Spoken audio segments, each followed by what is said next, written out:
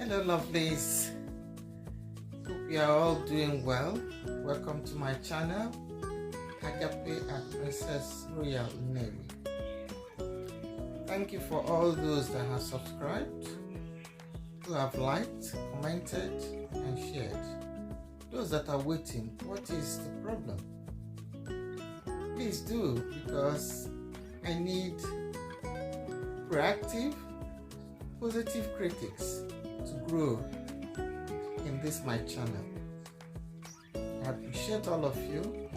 People that comment on WhatsApp and Facebook, but forget to comment on YouTube, please.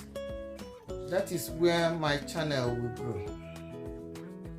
Thank you so much for tuning in.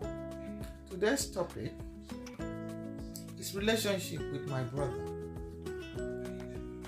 If you're following me or you know me personally, you will know that I have one brother that is alive. My parents had two boys and a girl, which is me, but we lost our youngest brother quite early on. So it was only just me and my brother, and it's my younger brother. We have been very close. I've been very protective of my brother from a young age. First of all, because I'm the first child and a girl, and I've been nurtured and trained to look after my younger ones. So I'm always looking after him or looking out for him. I remember one incident when our parents, they usually travel to Nnewi, our hometown, during the weekends for one occasion or the other. And they will leave myself and my brother, and they will give us the key to start the car, my mother's car, because they usually travel with my father's. For us to warm it, they taught us how to warm the car, even though we don't know how to drive it. They trust us that we will not do anything mischievous. So that was the trust they had. So my mom would leave the car, and either myself or my brother usually would warm the car. Then one day, my brother said to me, I don't know if he remembers this, and he said to me, a lot of other friends, and usually those friends are older, because even up till now, most of his friends are older than him, but people don't realize that. So they said, oh, you're the only son. Whatever you do, your parents will not mind. They won't beat you. They will sort of cherish you. So get that key, because we know how to drive, and we will take the car out and teach you how to drive. And thank goodness, because of the close bond, he would normally come and tell me, this is what I've been told. And I said, no, it's not right. I think if our parents come back, if we tell them, or tell my mother, that you want to learn how to drive, and you're able to get somebody who is reasonable, that she approves, she will give you the go ahead. I think that way it will be better. I don't know where I got all the wisdom, to say such things. So it happened that when our parents came back, we told them, and my mom said, okay, so you want to drive? And he said yes. So he called one of his friends, Emeka Anyebuna, and they had a car, and he was teaching him how to drive. I think I tried on one occasion and wanted to smash the car, and Emeka said no.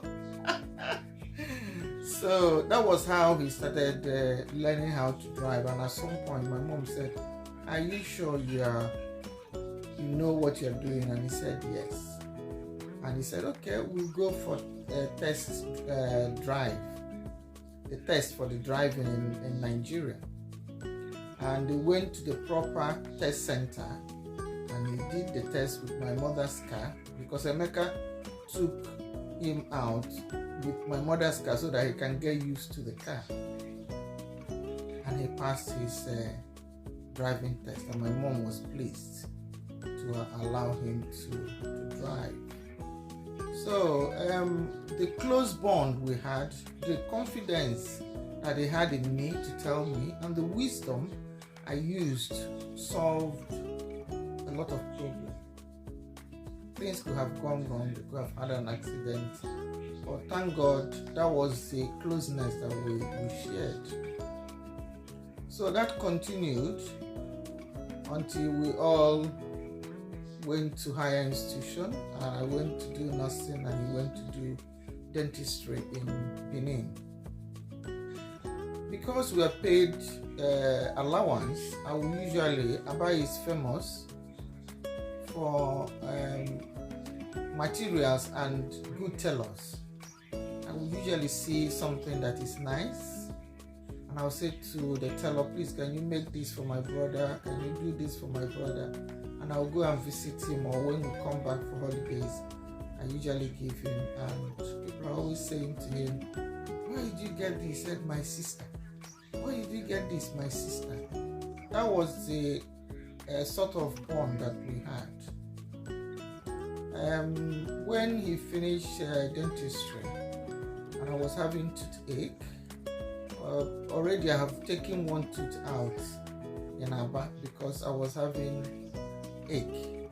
The dentist, to his credit, said there was nothing wrong with that teeth. It's just a referred pain. But I sort of bullied him into removing that teeth. So when I told my brother, he was not very pleased. So when this tooth started aching the other side, and he looked at it and he said, there's nothing wrong with it. It must be referred pain. And I was screaming. I said, you don't want to pull out the teeth. And he said, okay, I will seek a second opinion. He even sought a third opinion to make sure that his own diagnosis was right. And when the other two said the same thing that he has said, he said, I'm not going to remove it just like the other dentist. It's against our ethics as practicing dentist. So I just let it go, and eventually the pain went. So that bond continued. And I remember when we were talking about possibly me getting married, and he said, oh, I don't know if he remembers this, and he said, as far as you marry somebody who will accommodate me, and that touched me. And there was no way in this earth that I will marry somebody that will not accommodate my brother or be concerned for him in any way or care for him. So that was playing in my mind, and I'm glad that my husband and my brother have a close bond, and it's beautiful to see. Anybody that knows me in School of Nursing Aba or anywhere, they know about my brother. They're always asking after my brother. And some of them my brother can't remember, but everybody will say, even those that have not met him, they will always say, how is your brother Chijioke? So he's always in my life. We do have our ups and downs. We do have our arguments. We are very opinionated. We are very strong-willed. We are very independent in every ramification. But I think even with the disagreement, things always sort themselves out, and we still maintain a close bond. I thank God for him, for his life, for what he stands for. And I always wish him well.